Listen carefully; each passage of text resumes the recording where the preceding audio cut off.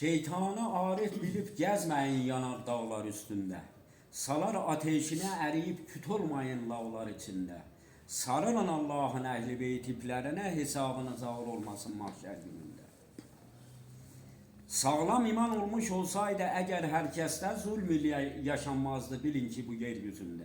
Sarılın Allah'ın ehli beyt iplerine, hesabınız ağır olmasın mahşer gününde. Din kahır bin əziyyət çəksəniz də girməyin haram işlərə, oruç tutup namaz kılın ki götürsün sizləri mutlak güzələ. Sarılın Allah'ın ehli beyt iplərinə, hesabınız ağır olmasın mahşer günündə. Gəmidə kaptan olmazsa götürməz hiç kimseyi mənzilinə, yüzlərcə günahı taşıyıp cəbir etməyin ömrünüzə.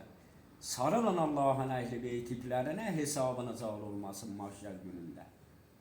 Güvenmeyin mal mülkten gelen çok gücünüze, şaşırıp hiddetlenmeyin yaradan hakimdir yarattıkları önünde.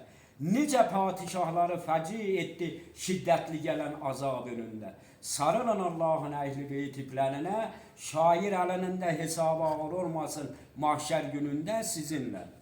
Allah var etsin. Ağzına sağlık.